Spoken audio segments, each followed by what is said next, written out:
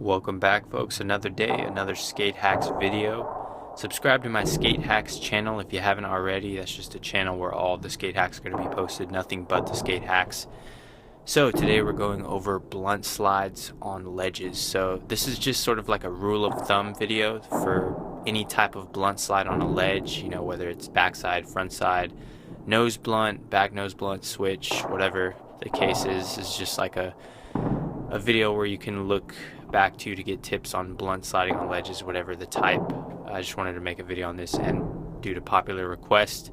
So when you blunt slide on a box or a ledge or a hubba, whatever it is, it's most likely going to be scarier to commit than to blunt slide on a rail, because of course you can kind of dip down the blunt slide on a rail to the point where it's pretty much just a tail slide, right? This could technically be a blunt slide. This photo right here could be a blunt slide, but the world may never know unless there's, of course, footage of this. So you get the idea. It's harder to blunt slide on a box, or it's a little bit scarier to blunt slide on a box than it would be to just do a blunt slide on a rail where you can dip it over and not have to worry about that. So before you even try the blunt slide, you want to make sure that you wax up the ledge. You wax it up nice and smooth. Now there's some ledges out there that are waxed 24/7, 365, but that's usually not the case. You're going to need to wax up the ledge or the box, whatever it is you're trying to blunt slide.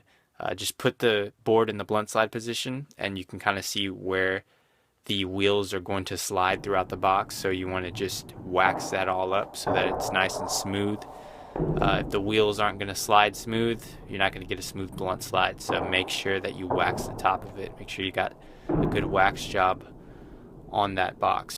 First step with the blunt slide, you want to be familiar with standing in a blunt and holding it. So this may seem unrelated, but it helps to know how to blunt to fakie, or to just go up on a quarter pipe and stall in that blunt and hold it. Or you could do the same thing on a curb, or you could just set your board in the blunt position on the box and try to stand on it and see how that feels.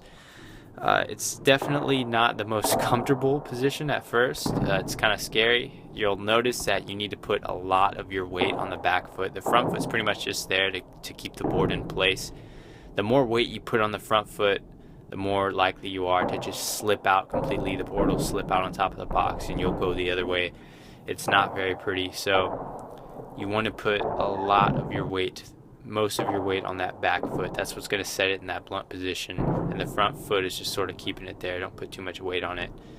So you want to be comfortable with the ledge first. You want to be able to ollie over the ledge. You want to be completely over the blunt slide, completely on top of it, and that is the key to this trick. So you're going to come at a short angle. You don't have to come at a super crazy angle, just like a slight angle, and you're going to ollie to the point where you're almost getting over the entire ledge.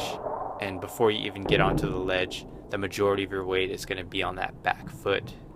So as long as you have adequate amounts of wax on the box or ledge that you're trying it on, you should be good as far as the slide. I think the hardest part of this trick is maintaining the blunt slide, because one of the biggest problems with this trick is slipping out in whichever direction, or not getting into the blunt in the first place and just missing it, and it just turns into an ugly bail. So the main issue with this trick is just holding that blunt slide, and that's where the practice comes into play on a curb, or like I said, on a quarter pipe, where you can hold it and really control the blunt. And you have to really control the blunt and pop out of it. On a quarter pipe, you do it to fakie, or you blunt half cab in, or whatever the case is. You need to have control of the blunt, because it's not just enough to be able to get into the blunt slide and slide it along and hope that you're able to make it out of that. You need to be on top of it. You need to be controlling the blunt. Start at the end of the box so you don't have to worry about committing to the whole box, which is also something that might be kind of scary for you. But start at the end of the box and then slowly work your way up to do more and more of the box. Another thing you can do to practice the motion of a blunt slide without having to worry about ollieing into it, if that's something that you're worried about, is get a little bit of wax and find a place where not many people skate, or a place where not many people will slip on the wax and get pissed off, and just wax the ground in an area where you know that the wheels are going to slide, And so practice the blunt sliding motion on flat ground. So just roll up to it, get in the blunt sliding motion, and the wax on the ground will allow you to slide. And this is something that will help you learn to control the blunt slide and when to turn out, just so you can get comfortable with actually sliding the blunt slide motion and then turning outwards.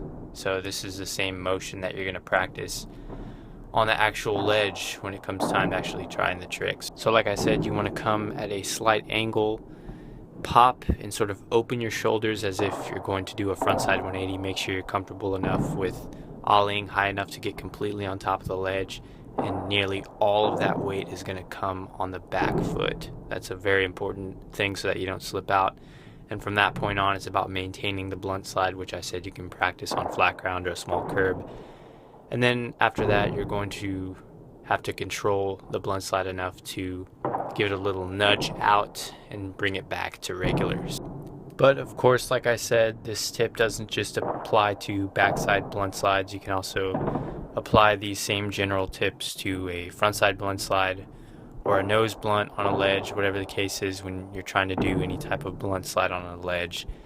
These are the tips that apply. You want to make sure that you're comfortable with standing in that blunt slide position. Start out practicing on a curb, come at a slight angle, put almost all of that weight on whichever foot's going to be pressing down the blunt. You're going to put the majority of your weight on that, and you want to keep it that way so that you don't slip out. So those are my tips for blunt slides on ledges and boxes.